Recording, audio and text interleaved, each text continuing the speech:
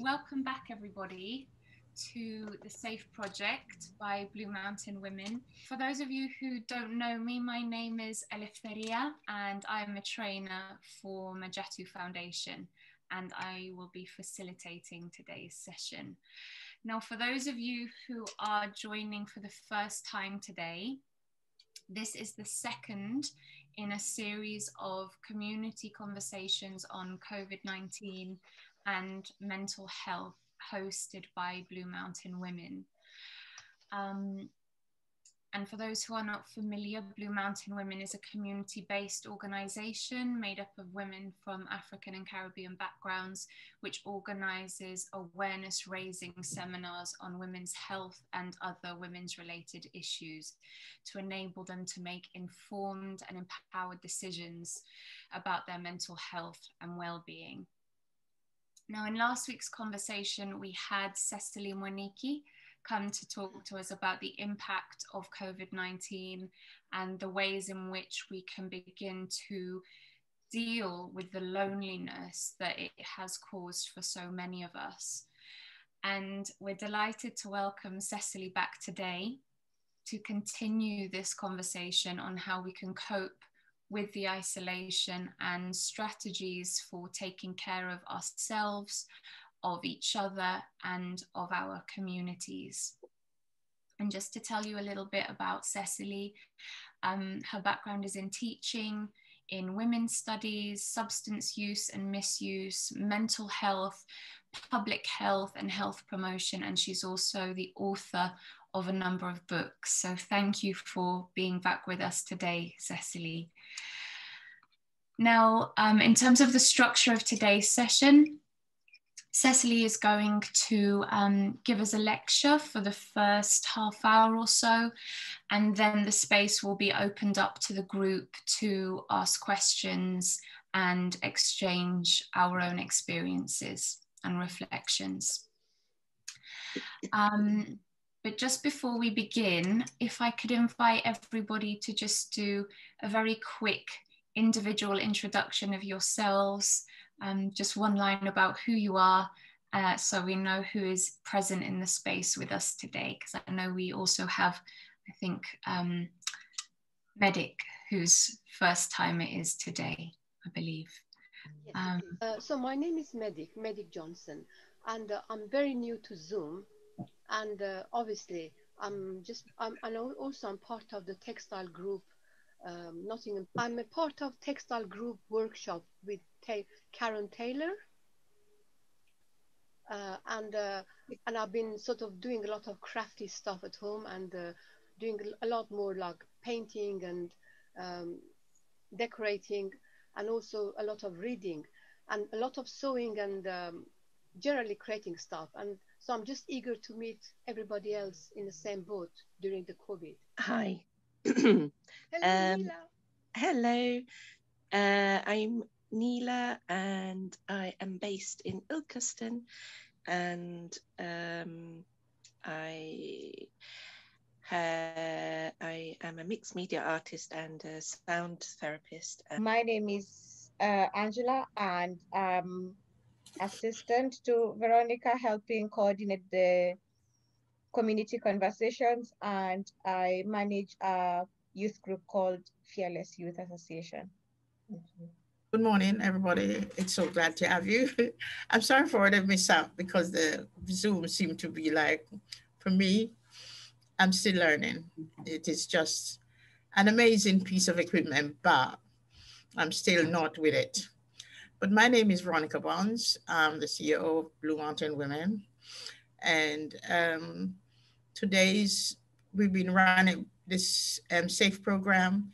We'll be running for about 5 weeks. Last week was our first week. And this week is our second week. And this week we're talking about coping with COVID. Where's my paper going?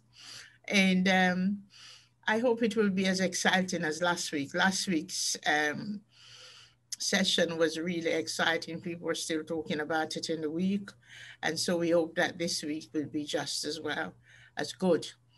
We hope it will be like this right through the session, because after today, We have 3 more sessions. I think we have a miss week.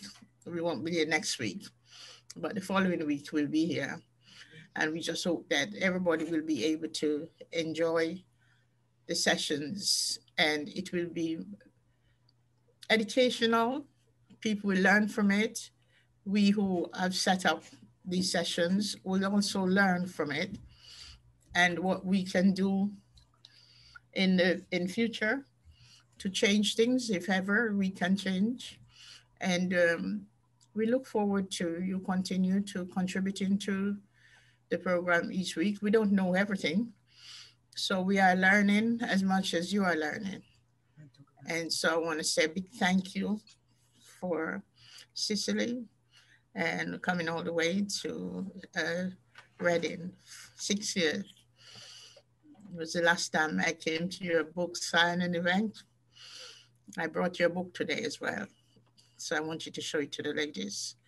And Alice Farrer, actually, all the time, I still promise to go to Greece with her one day, but I don't know when that's going to be, but we'll make it one day to Greece. Maddie, Nelia, I thank you for coming. I met these 2 ladies at the Sherwood textile workshops. We have exciting times because we all come from different backgrounds and we all learning different things and new things every day. And so I hope we continue to learn. Angela, I've known from Majatu, and we have fun times. And like, I'm the mother of all of them at Majatu because I'm older than all of them. So when I go in there, I'm the boss for about half an hour. Anyway, have a nice day, and we hope to meet up again sometime. Yeah, God bless you. Fantastic. Thank you. Really, really nice to come back.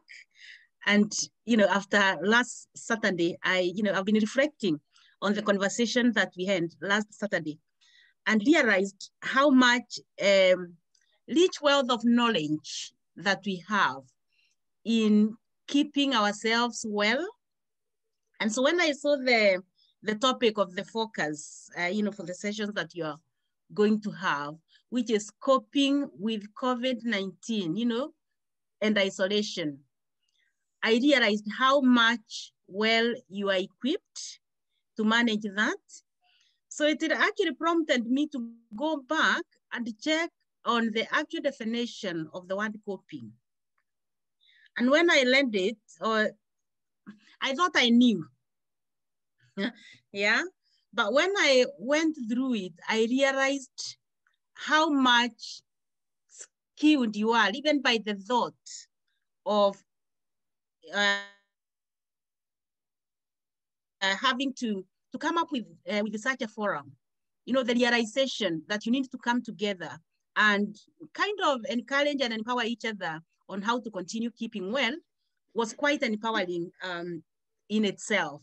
So the word coping made me realize how powerful you are. And then when I looked at the word isolation, it made sense even the more why you chose to learn these sessions. So thank you so much, Veronica, for the initiative. And I like the fact that you've mentioned when you go to Mojatu, you are the boss. And really you are. You really are. Because you have enabled this to happen, And you are the boss, not just by the title, but by experience, but also by what you have observed over the years. And I think that is what makes it even more meaningful. So coming back to, coping with COVID-19 isolation, there is an element there of the acceptance of the times we are in. And usually I say, acceptance is key. Is one of the major elements to keeping well, because you are accepting the fact that you cannot change what is happening, but you are opening yourself to learning how to manage that And that alone is very, very powerful. So the fact that you're in the forum, you have accepted the challenge that we are all going through, and you have opened yourself to learning more on how to manage that, but also to sharing what has been working for you and listening to the, and so think about what is in your toolbox to keeping well this morning, okay?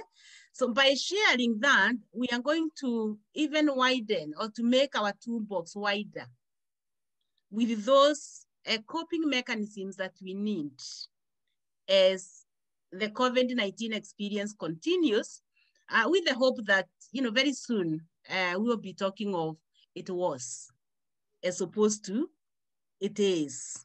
Yeah. So let us continue with the conversation, and it's not a lecture as such, but it's that interactive element to it, where we learn from each other. Remember, life is lifelong. We can never stop learning. And somebody saying, when you stop learning, actually you die. Yeah. So we are forever learning. So let's learn from each other, but more so, let's go away and try to experiment the things that we have learned from others. But also there is something beneficial to sharing. So go away and share with those that you feel are lonely, are isolated, or are just getting by as they manage the COVID experience. There is, huge power to that. And we are going to explore on that further. So, as I've mentioned right, by definition, the word coping, in short, is accepting accepting to deal with something or an experience that you are going through, okay? And really, whatever experience it is, it's usually an attempt to bring back to normality, or an attempt to make things work well for you. So when we are talking about coping, in this sense, we have the focus of keeping ourselves well. So it is to our benefit, yeah? So that gives the reason all the more to really need to be part of this. And the word isolation is to do with being away from the norm, okay? So when we think of people, then we are talking of being away from everybody else, yeah? And that being away in itself has huge implications to our well-being in a negative way. To some extent, in a positive way. Remember, if you remember very well last week, we mentioned something to do with needing to keep away from toxic people. So really, there is time when you need to isolate yourself. But in that case, your isolation is for your own benefit, or rather to keep yourself well. But when we are having to isolate ourselves because of, we have to, we are denying ourselves an element of the well-being that we all need. For example, what we are going through now, the COVID experience, the isolation we are all having to do is not doing much favors to our well-being. Yes, to some extent, we need to isolate to avoid, getting the COVID itself or passing it on to somebody else. But socially, it is not doing us well, okay? And so when we remember why we are isolating, actually we accept it, or we learn more on how to manage that. So I want us to think about the impact that isolation is having on us. Do we have more benefits to it as opposed to the positives to it? So man is a social being. Man is a social being, and he is created for interaction. And when that interaction lacks, then the well-being is challenged, or well-being is compromised. So as much as we can, we try to promote, that positive interaction, not the word positive. So it has to be positive interaction. And I will say that, you know, what, Veronica, you have learned to do, not just during the COVID experience, but even beyond, before and beyond, is that positive interaction that we all need at one time or another.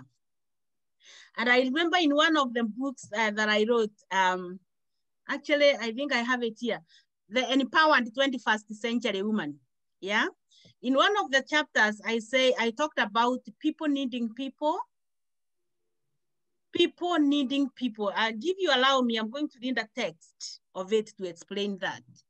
You know, people needing people has been scientifically proven to be an important aspect of well-being in areas of life, for example, you know, socially, spiritually, mentally, physically, and even financially.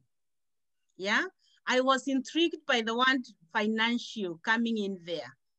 And then, of course, later I wasn't surprised because I know that the best of the businesses, you know, the most thriving businesses rely on people. They are good with people. Their relationship with the people is almost 100%, and that is why they do well financially. So the element of people needing people really benefits us in many ways when we talk of financial gains. Yeah, and of course, when we talk of social gains, we know that, you know, we need each other. We need to feel accepted and to belong, you know, to be part of. Physically, we know that, you know, I need you and you need me. If, for example, I'm hurting or I'm not feeling well, I need somebody to give me a hand to go for shopping, if not that, you know, to help me with my meals or to cook. So physically, I'll need you there for those reasons. So really, people need people. This 360 is a 360-degree aspect to it. So in dealing with the COVID-19, I want us to focus on the 5 ways to well-being, yeah, which most of you will have heard about. And that is what you have been working on. And actually, I listened to Medic when she was introducing herself. And she gave a catalog of the things that she has been doing or they do as a group. And that, to me, validated the 5 ways to well-being. Yeah. So you will have come across the 5 ways to well-being, especially now with the COVID, but even before, that is one of the aspects that was very highly promoted by the public health, by NHS through the public health as one of the ways to keep well. So what does 5 ways to well-being involve? It involves exactly what you have all mentioned there. Yeah, you may not have thought you are fulfilling that 5 ways to well-being, but really you all are. So what I want us to look at, we'll take 2 minutes to watch a short video clip to explain the 5 ways to well-being. And as we are watching that, I want you to reflect on that which you are doing to inform that 2 minutes video clip.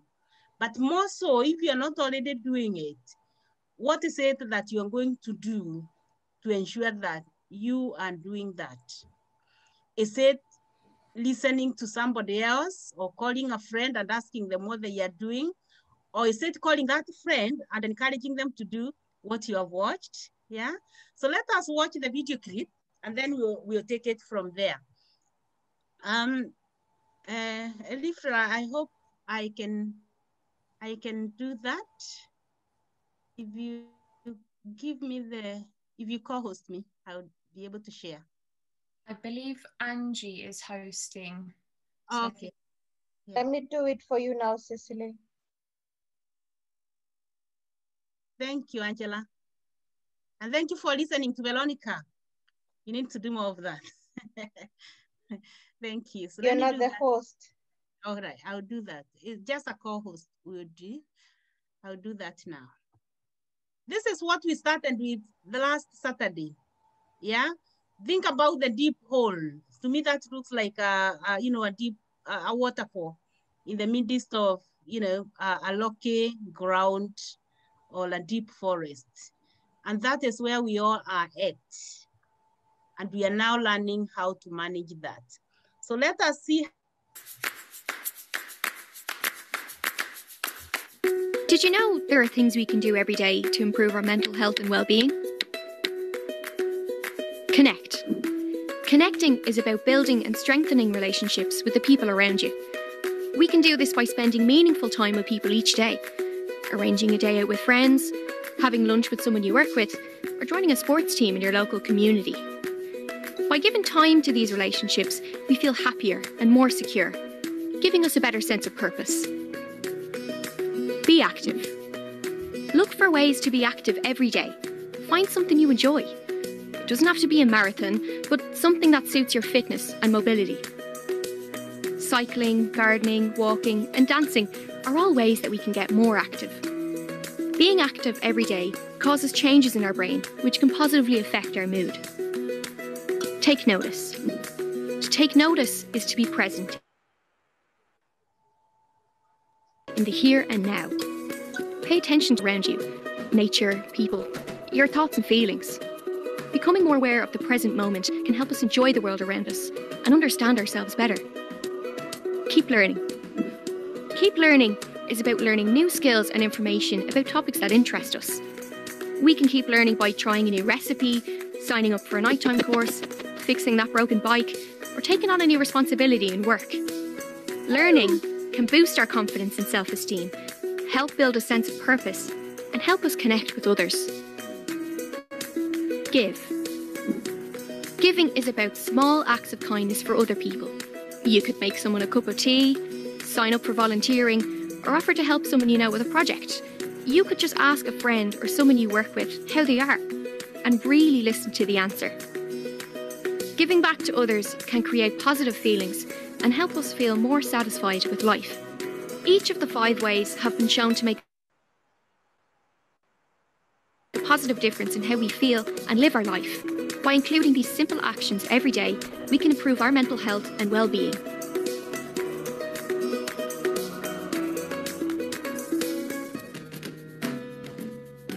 Hello. Yes, I hope you have enjoyed those. Actually, they were 2 minutes. Yes. But I believe that you made sense to you. As I said, most of you are doing some of those things unconsciously. Yeah. But to see it on the video clip is something that has been scientifically proven to be working. This is evidence-based. Yeah. So people take time to do a research on it and to prove that it works. So those 5 ways work. And you could be doing them unconsciously. Yeah, but now that you have seen it there, you go and do more of that. And I just thought, watching that means a whole wow of helping us manage or cope with the COVID, with the isolation that is being brought by COVID. Now, I don't know, most of you will be aware that this week, I believe it was on Wednesday or Tuesday, it was the National or World Kindness Day. Did you realize that? Yes.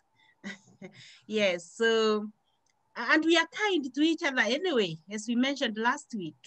COVID has made most communities realize how kind they are to each other.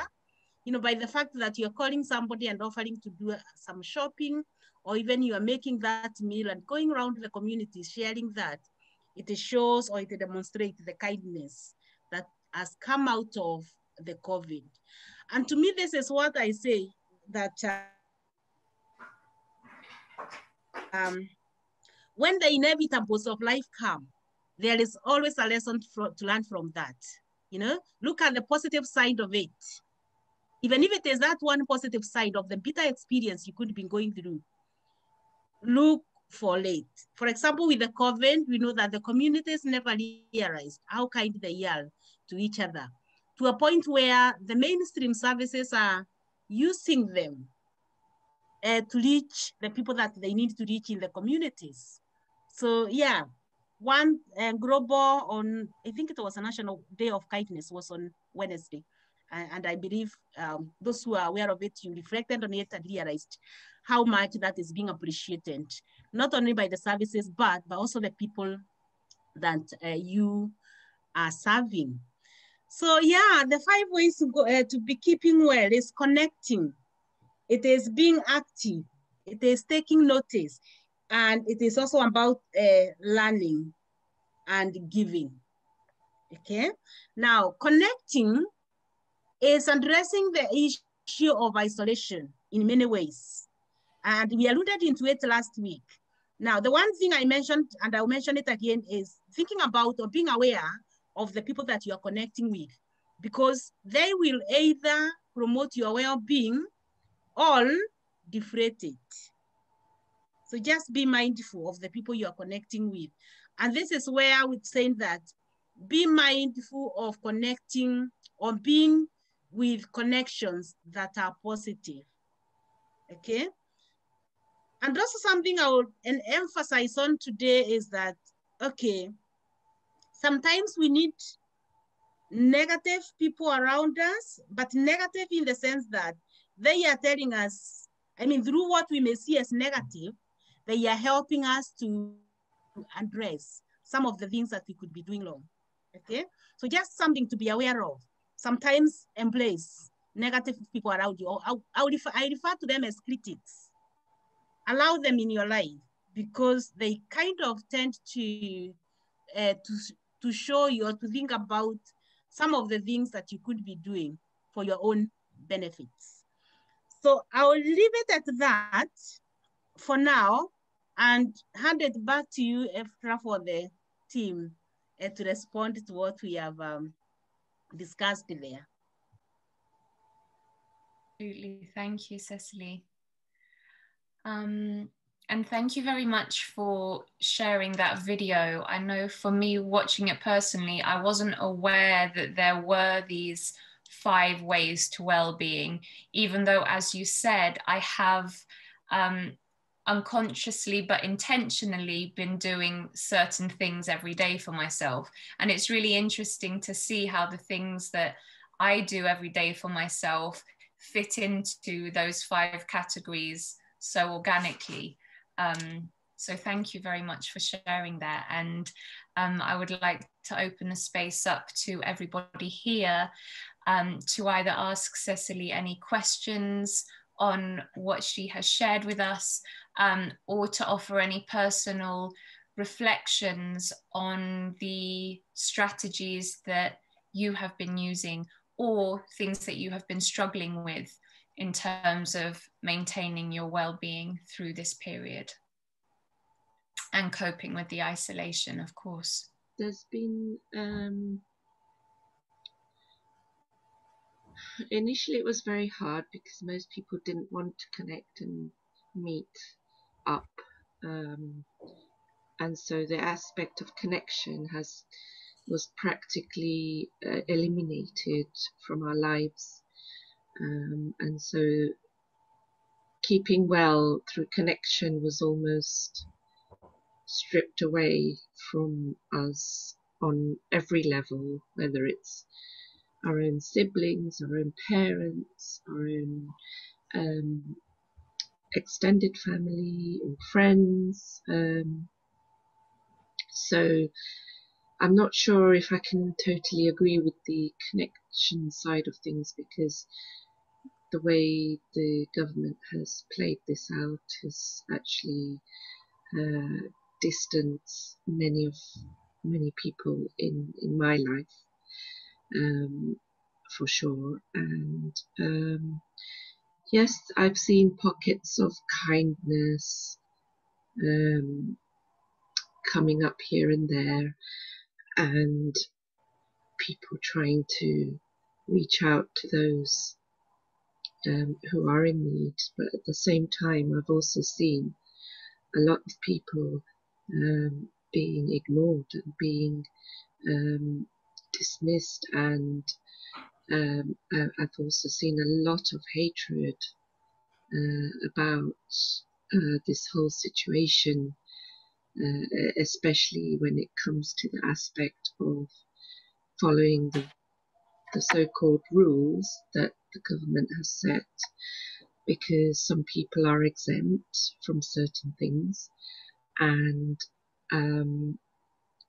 that has created immense hatred, especially towards those who are exempt from wearing masks, for example. You get looked at when you go to shop. You get looked at strangely. You always get asked sometimes. Well, sometimes you get asked, where's your badge or where's your mask? And you just feel, I just feel the hatred of me not wearing a mask.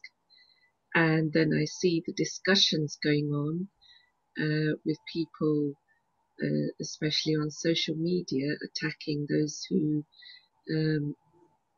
cannot comply with all these rules. And so there's been aspects of kindness, but there's also been aspects of a lot of unkindness, and it's made even more of a division between us as a community. And when I do go out and about, I almost feel like I'm alien on this planet, and that everybody else is in their own little bubble and also like alienated from everyone else. And it's been so challenging to connect on a deep level, or even on a basic level, with most people, unless they're on the same wavelength as me. So I've been active in trying to find ways of keeping myself sane in whatever way I can, through whatever activity I can, through particularly if there's any free activities going, because I can't afford to pay for activities right now. And just it, you know, I had to be proactive, but then there are people who are living in isolation or alone, who maybe don't have that motivation to actually even reach out or ask for help. So it's a very, very, I think it's a real dilemma, to be honest with you, and the long-term complications and consequences of this whole situation. I can't see. Yes, there are some things that are going to get better, and hopefully we'll build communities in that through it. But but whilst we're in this process, I can also see excuse me, I can also see a lot of damage and breakups in relationships. So I think it's two extremes, to be honest. Thank you, Naila, for sharing that, or sharing your views, and I totally agree in what you have raised there. And yes, so I would say the 5 ways to well-being has been alive since, I think, has been developed since 2008. So really, before COVID, it worked well. There are so many of elements that all the elements of it worked well, but that has been limited by the COVID experience. But where the limitations have been, the government and communities have tried to make things more practical. For example, on connections, the easiest way that we have been able to connect is the way we are doing now, virtually. But that has also isolated people who are not technically, there yet. But there has been a lot of emphasis, educating each other into how we can connect virtually, but the limitation is there. So I believe there are still a large pockets of people we are still not reaching because they cannot connect like we are connecting now. And if you say you connect with them through a phone call or a text message, it can't be the same. It's not the same experience that we are having now. So that's something to be aware of, or the government has been very much aware of. And the emphasis has been visiting them, few of them, but then again, we know we are also limited in how much we can visit each other or thinking about who is in your bubble. But yeah, it's a big limitation on connections. There it is. In my local area, I know, people have reported being out there on walks, going out to walk, not necessarily walking their dogs, but even then, the normal walk. And they have felt sort of isolated or discriminated because people have seen them coming from one end and they have either turned away back to where they were coming from, or they have gone a few meters away, not to connect, to come close to each other. Now, there are those feelings of discrimination, yes, but actually, if you think about it, we are all being encouraged to keep away from each other to avoid that, interaction or passing on the virus to somebody else. So I would say connections is one of the aspects, or one of the 5 ways, or one of the 5 things that have been adversely affected by the COVID experience. And learning to manage that, one of the ways to managing that is what we are doing this morning, connecting virtually.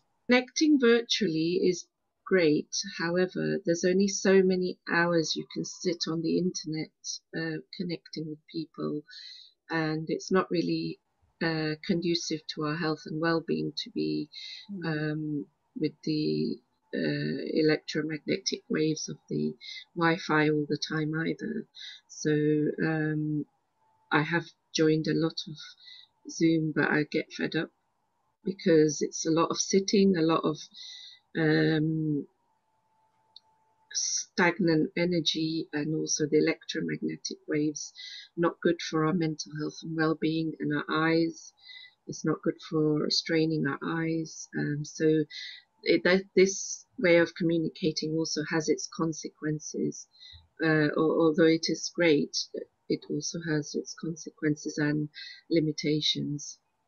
Yeah, you're very right there. And being aware of that is very, very important, Naira. Actually being aware of that is one of the ways of keeping yourself well, because it's a way of managing the experience that we are all having. Yes, people are, I think there is a manual or some guidelines as to how you can use these virtual meetings. And key to that is to manage how the well-being of each one of us is being affected, just as you have explained there. So being aware of that is a step towards managing what we are having to deal with on an everyday basis. And you're right, people have reported feeling traumatized by the thought of going to another Zoom meeting, or if it is the workplace, Teams, there is actually, somebody used the word trauma, and I was like, is it that bad? And it couldn't be that bad, actually, if you think of the impact it's having on your eyes, on your brain. Some people have chosen not to use it. So yeah, being aware of that is important. So it's about weighing the benefits and the pros and the cons.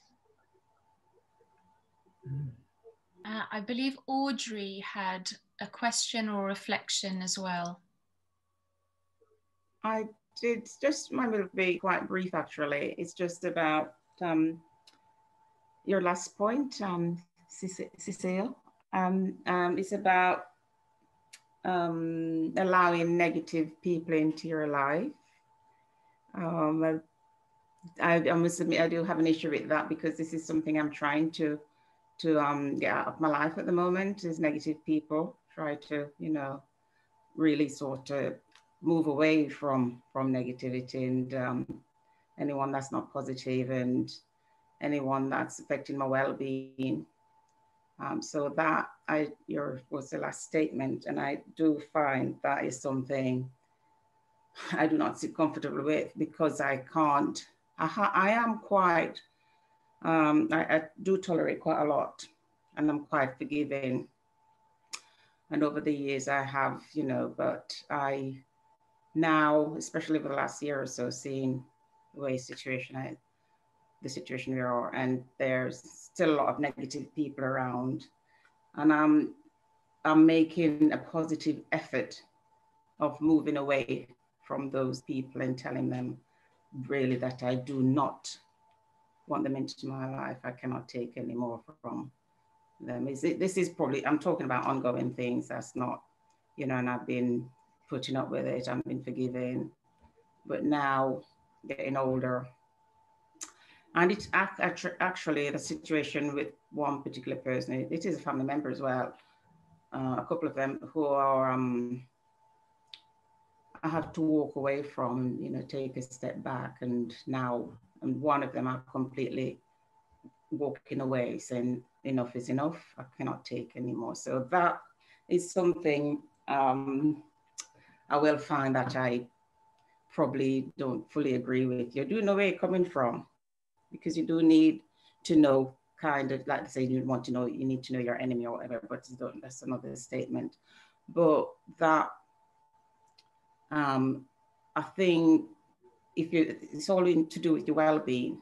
And if you're stressed by people around you with negativity and scrutinizing everything you say and making out something is whatever it, you know, just being critical all the time and on your case. And I think at one point in life, you think you'll have to, you know, something, I just have to walk away from this friendship, this relationship, this family member or whoever. And you know, though it can be, they're only human and we can only take so much. And what, she would enjoy this. But that is part of well-being. I think that we need to probably look at negative people. I try to be honest with you. This is to do with I try not to is someone speaking? What people talking about coping with it. Could everyone just make sure they're muted, please? Stephanie's not. Yeah, Audrey. Yeah, it's just that it's not going to be long actually. Just like just part of the well-being and connection, and also going back tonight. Is it Neil? I can't see actually because these are reading glasses, so I can't see the names very well. About you know, people of kindness, and you know that I found that people well, we live in an area actually got a Facebook for the local area, and there's quite a lot of kindness that's happening in our local area. People are giving things away, you know, actually giving things, and would you like to, could someone use this, or you know, people are offering their help for shopping and things like that for the elderly, and you know, actually on Facebook, you know, I find and people are yeah, just I mean connecting. I'll go for a walk and people say hello more. You know, I mean, you know, distance, and they'll, you know, make effort of saying hi and you know, pass by and just greeting you, and just it's just nice. But it depends. I don't know. It depends where you are. And I've got I'm also a carer for, you know, for my elderly mom, so that's been challenging as well. And for me, because as you probably can see, I'm not that young either myself, and I'm taking care of an elderly person. I had to ask for help recently, you know, to help me out as well, because that was taking a toll on my well-being, my health as well, looking after myself, my family, and then, you know, having to travel to my mom's most days. And so I asked for help, which I'm getting to help her, and that in turn help myself, you know, just well-being, and, you know, taking, you know, looking after ourselves in this situation that we found ourselves in, and don't know when we'll be getting out of it. So yeah, and also I try not to pass on negative news sometimes, you know. I try not to pass it on if I can avoid passing it on. Or even sometimes you get things in your WhatsApp, you know, like you get this, I thought, you know, something, I just delete this, I won't pass it on to anyone else. It's not that good, you know. So I try to put a more positive light on things and situation, and, you know, sort of uplifts people's spirit with good.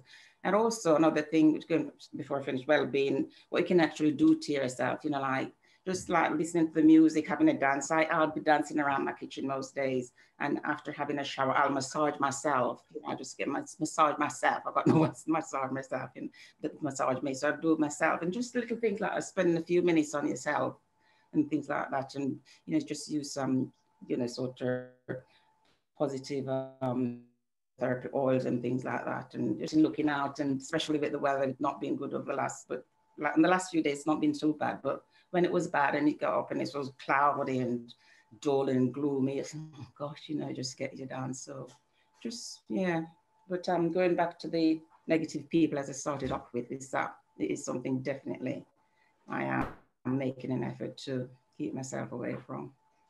Yeah, that's me really. Wow. Thank you, Andre. That's useful. A lot there, very, very useful data information. And I want to focus on the negative people.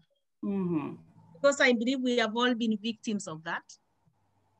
And that we have had to deal with it, or we continue to deal with it on a daily basis, really, for our well-being. And ultimately, what you want to have is your, to ensure that you're not, mentally affected by the negativity around you. And because that is inevitable, we just have to learn to manage that. And I like, Audrey, the fact that you have mentioned the word walking away.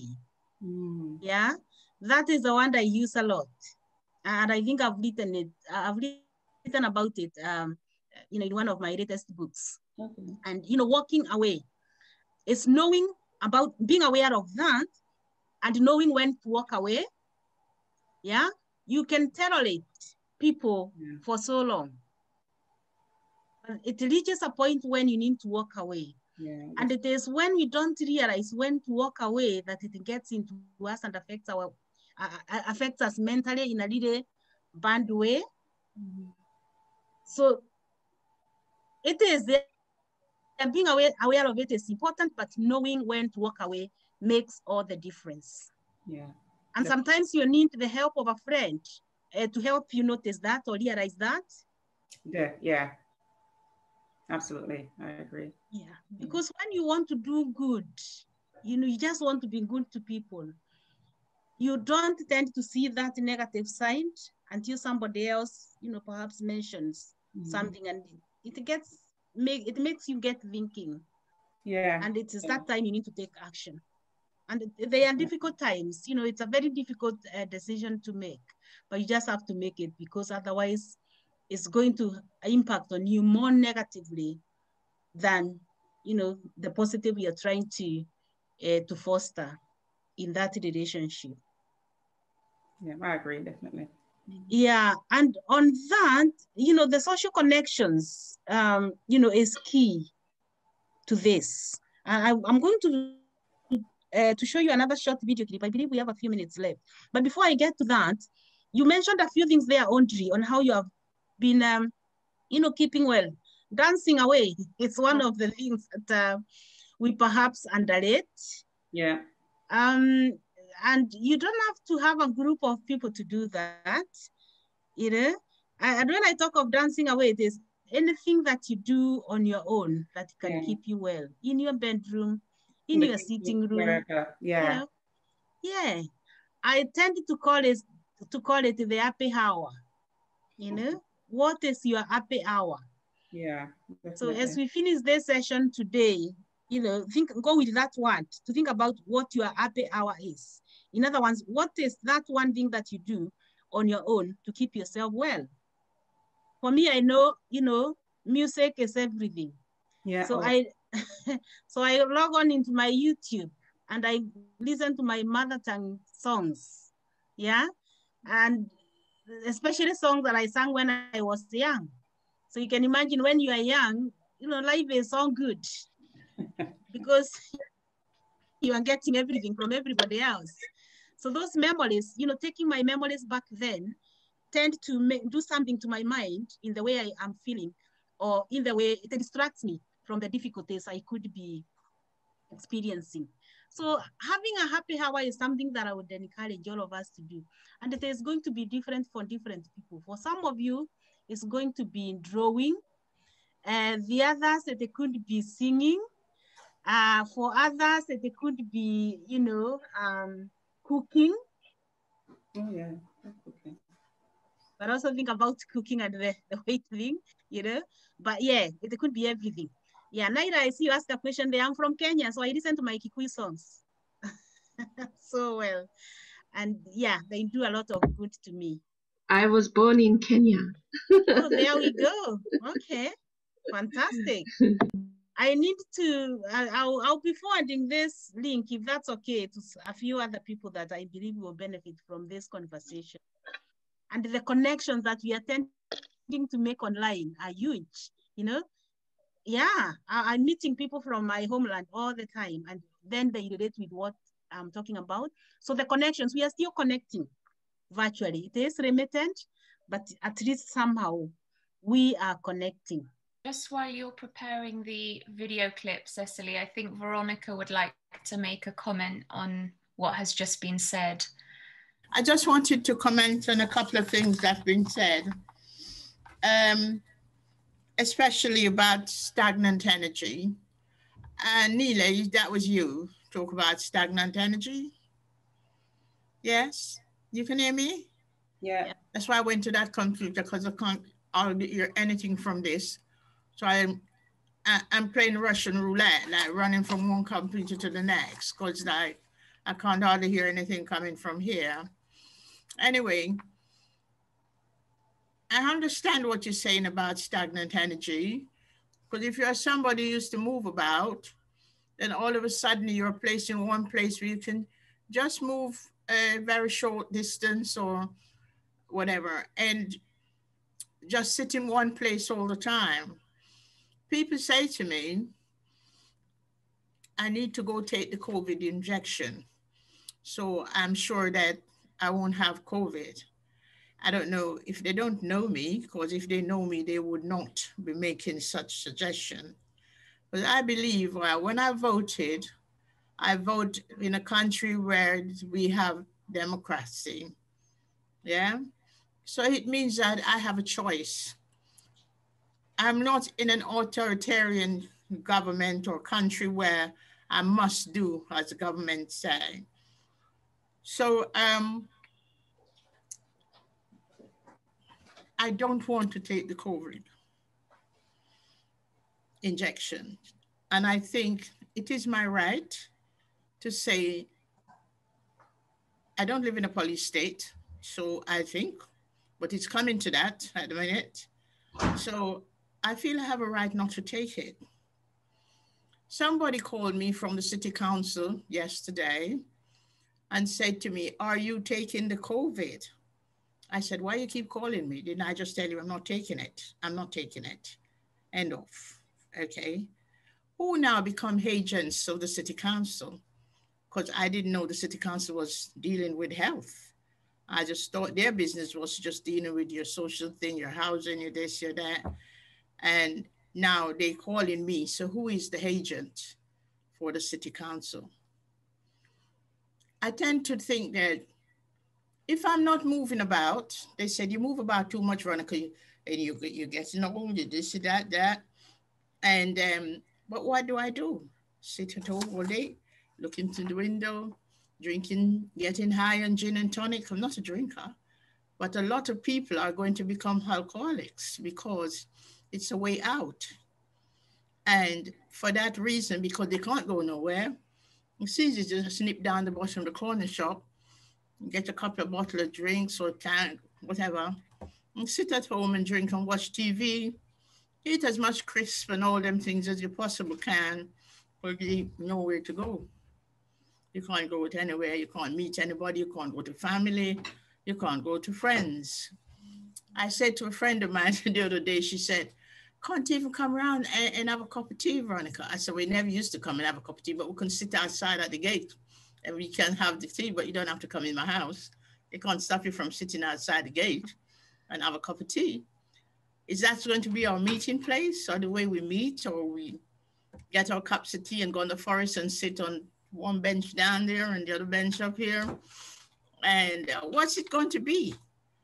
It's confusing because government are not really, to me, and don't quote me because I can stand on my own. When they're ready, I can stand on my own. That's me. They're not telling the truth. That's one thing about this COVID. For those people who want to go and take it, please go and take it. You have my blessing. Do not be phoning my house and be encouraging me, coercing me, because that's what I think it is, to go take the vaccine. I don't want to take it. So the government has not prepared nothing for you to move about, to exercise, to do anything. You just sit there like a pudding and nothing. So you're going to get fatter and fatter. You're going to be eating more crisp and things, something to keep you occupied. You're going to be drinking liquor if you're somebody out there. I'm not a drinker, so they won't catch me there because I don't drink. And one thing I thank God for is that my body is not able to break down the alcohol. So it becomes a poison in my system. So I can't drink like other people can. And I thank God for that, because it means that anything over 2 glasses of wine, I guarantee I'm in bed the following day for about 48 hours, and I have to keep drinking water to keep my system clean. So I thank God for that. But not everybody's like me. Who smokes?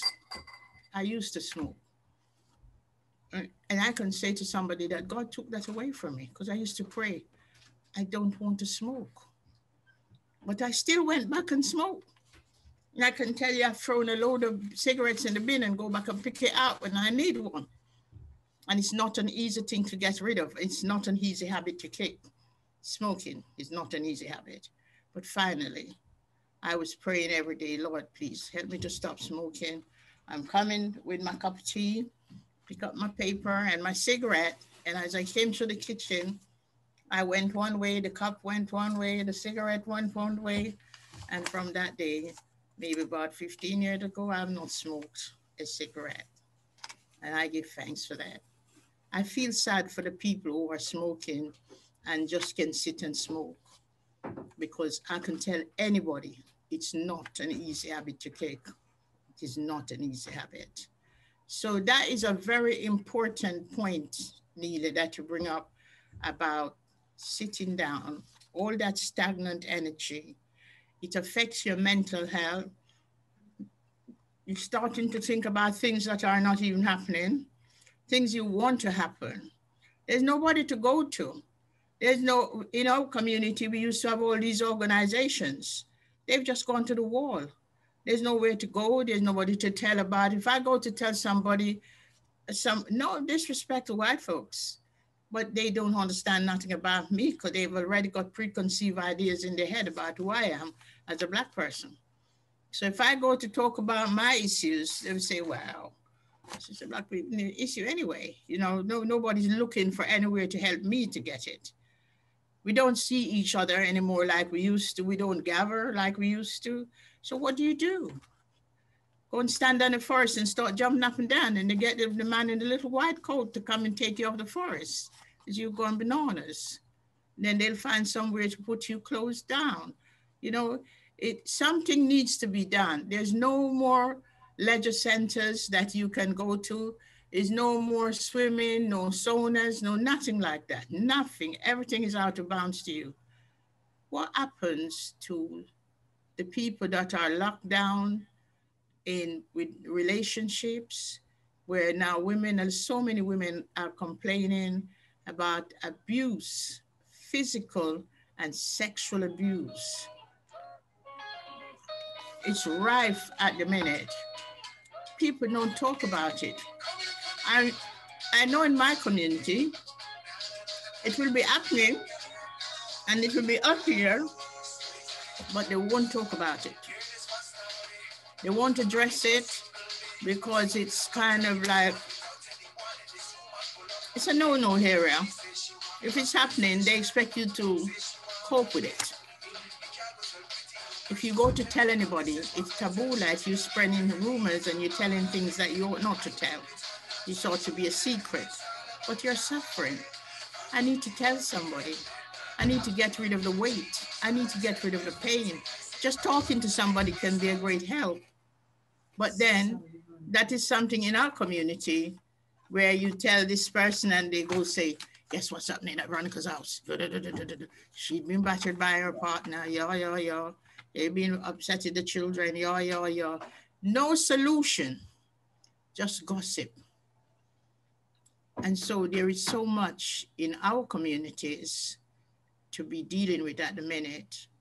And like I said, the government are not, the powers there be, are not being honest because they're not telling you the real truth about who and what is COVID. Every time they say they're going to lift the ban and going out, they find another strain of COVID. Come from South Africa, South America, North America, not North America, it's not going to come from there unless it's a Black person who's got it. But it's not going to come from none of these countries. So there's something happening. They say that COVID is a man-made thing. It can't mutate unless it's organic, but it's not. So why is it mutating? And why every time they're supposed to lift the ban up, they find another strain of COVID?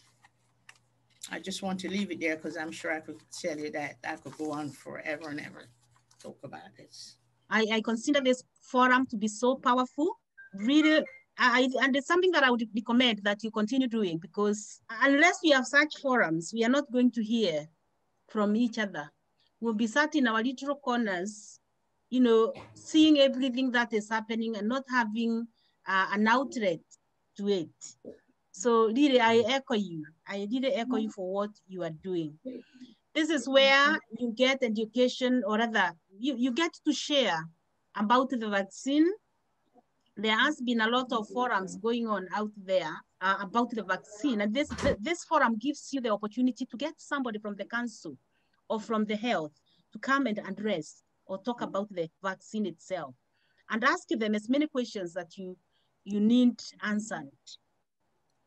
And that will give us a lot of, we'll address the anxieties we are all having to deal with about the vaccine itself, but also the stress that is giving us.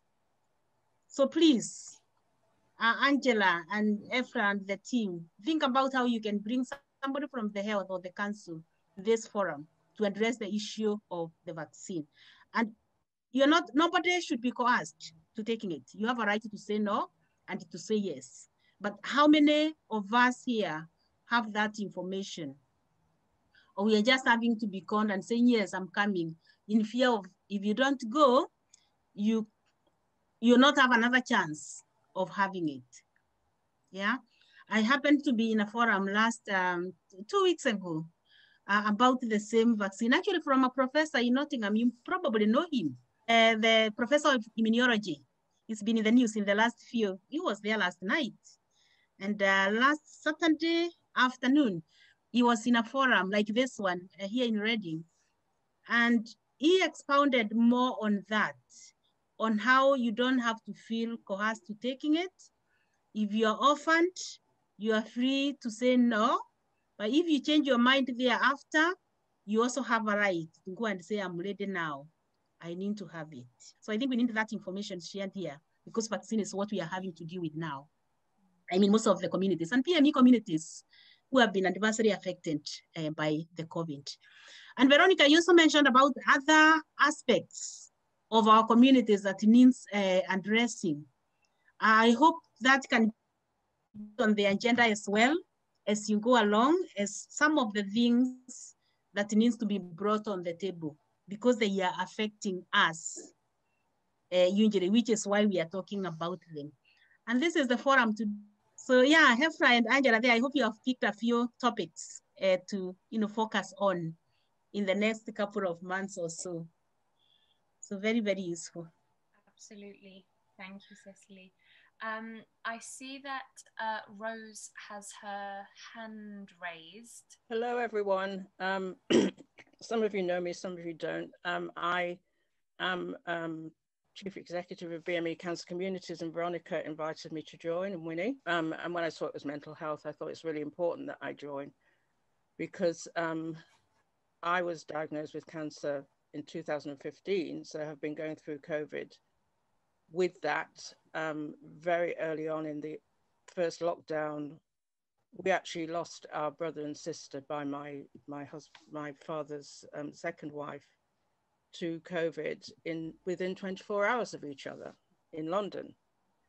And then my sister-in-law was admitted around the same time.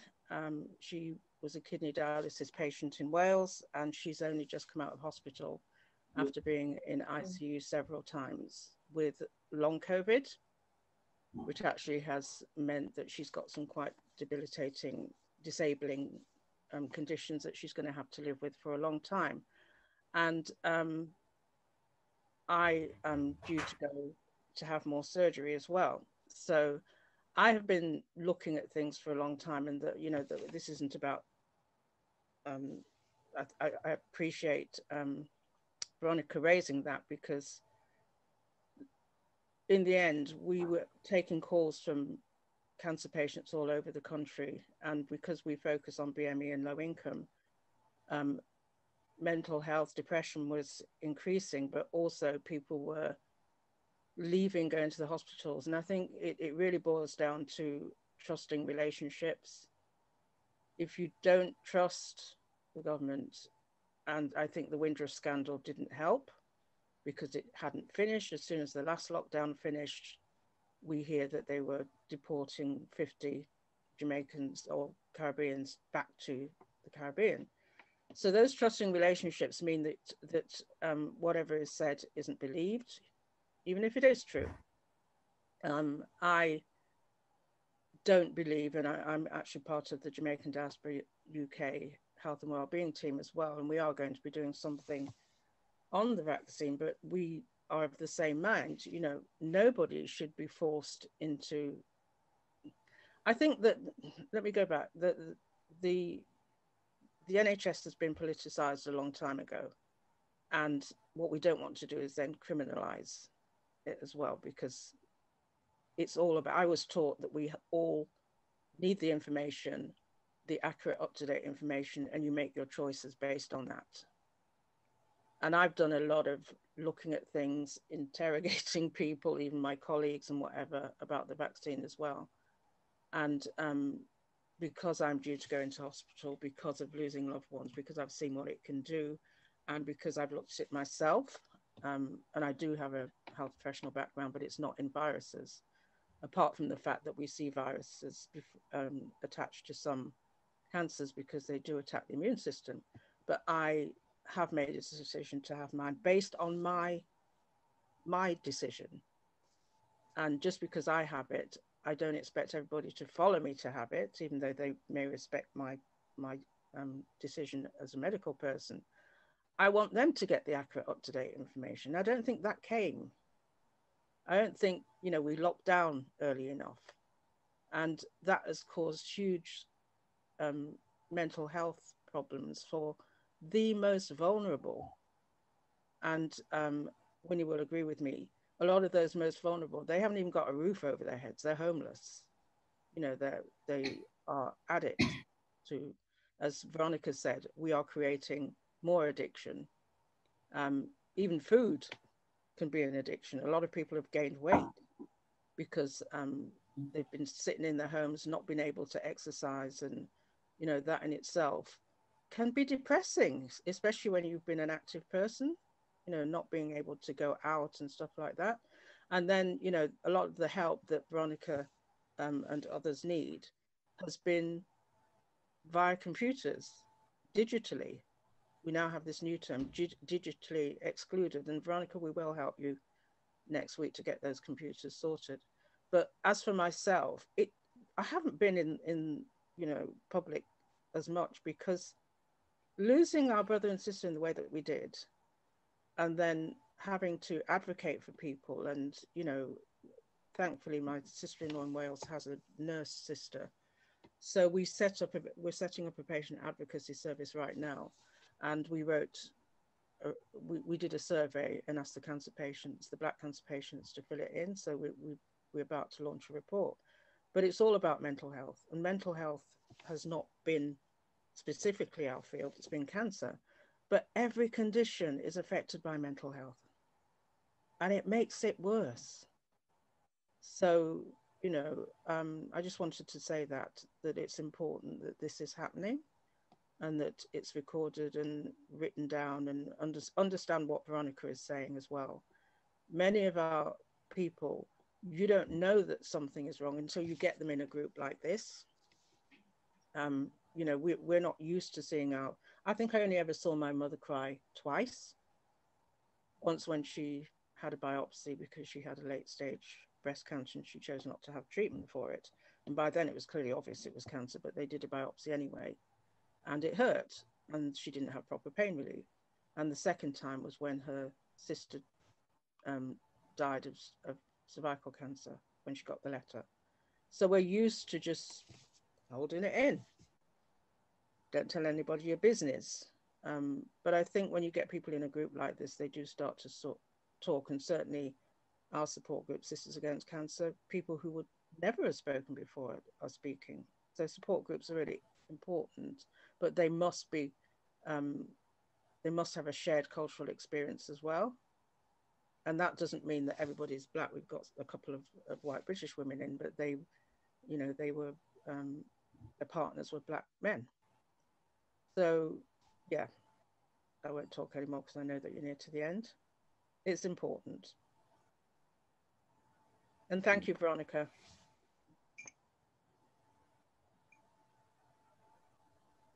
Thank you, Loss, for sharing that. I'm so sorry for your loss. You know, it can't be easy on top of what you are going through with your treatment. Yeah, and you know, cancer and other health conditions have been compromised because of the, you know, by the COVID experience. But glad that you're going through that treatment now and you're taking it positive, which is why you're able to come and share that in a forum like this. Part of the problem was that we weren't getting the treatment we needed. That was part of the problem. You know, lots of places locked down. And actually, had the government locked down earlier, we have big funerals. Some of you will understand that. Around the time that they locked down, they had one of the biggest district conventions for one of the churches in the West Midlands. They lost loads of people.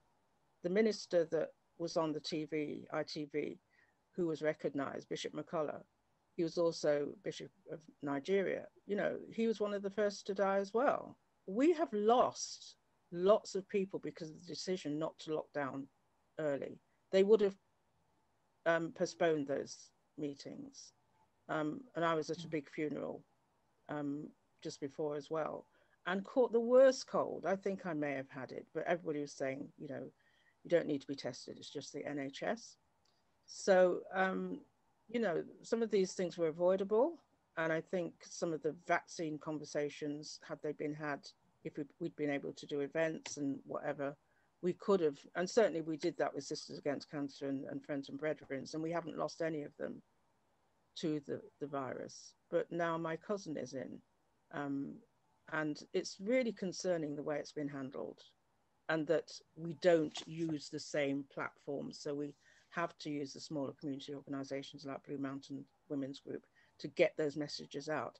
And they are strapped for cash. 90% of BME organizations, according to the Ubella report, said they would be out of business 3 months after lockdown.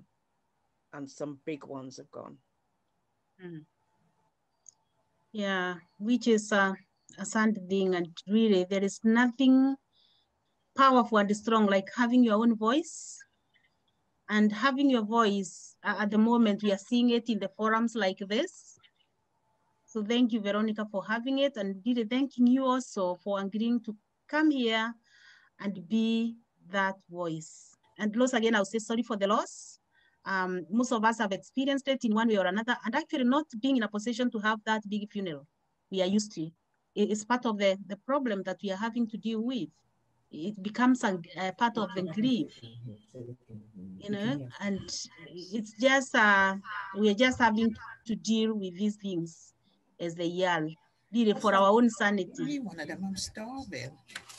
For our own sanity, because if we don't deal with them well, the impact it's having on us is equally, it's bad. So we have to acceptance and learn how to manage, or look for ways to manage that even better. Yeah, so I think I want to share the video clip for now. It will have been answered in one of the other ones that we have watched, but perhaps we will have another opportunity to do that. So yeah, but thank you. But I just want to say that as we were speaking in this conference, in the isolation that, you know, both what has been about the isolation, as we know that there's been an increase on domestic violence. I work with an organization called Back, and we deal with people with drug and alcohol addiction. I've just had a phone call of a, you may have heard the phone ringing in the background, but I didn't realize it was an emergency call on a young woman who has coming from domestic violence, and up to last night is actually now facing domestic violence with her partner, current husband. And this is just seeing how the plight, what is happening, and how what Cecile was saying about we need to make contact with each other, however insignificant we think that might be, but even on the phone, it's so important for us to reach out. I just also wanted to say that when we spoke last week, that I've now got an increase of people across in other countries that is reaching out for help, and using social media is another form of communication. That you know, we are not able to meet our loved ones through illness. I've had a friend who texted me also yesterday that her mother was unable to live and die because of the lack of services that she wasn't able to get for her treatment, a treatment of having kidney and problems. And unfortunately, because of the lack of treatment, she couldn't get an appointment, died yesterday. And so it is for me, what, like I said last week, it's imperative that we really go out and keep together. I mean, Veronica and myself and 2 other ladies, we're really talking of the plight that we're going through and how we need in this time to really stay together and be more authentic than we ever have been before, because there are people that I have seen in our community. Again, I'm saying particularly, remember, it's not just men, it's everyone. The increase of mental health, addiction, ODing, and death, and also people who are struggling with food, etc., is on an increase. I literally had a phone call 3 times, and I didn't realize this wife is in distress of now reliving her trauma of domestic violence with her current husband. So I'm just wanted to say that, you know, it is so important, this is isolation, that we really reach out to people, even though we can't contact, but there are other means that we can use. Social media, the telephone, concert telephone, go out in open air and just meet. And if they really do need help, we're doing with the group of people that we make preventative measure that they are safe to come in the environment where we work. But even in our workplace, we are taking people in that really need face-to-face contact. And so we make sure that they are safe, we are safe, and they're happy to meet. But there are some people can't use social media, like Veronica was saying, are struggling to use technology. So we really need to reach out for those people who need face-to-face contact, that we really do, you know, use our common sense and our compassion that we have, that we are reaching out to those people. But I just want to say thank you so much. Thank you, Cecily, for that. Thank you, Felicia, for the hosting. And I just want to say thanks to everyone as well. But I just wanted to just say that. Thank you so much. Thank you guys for turning up.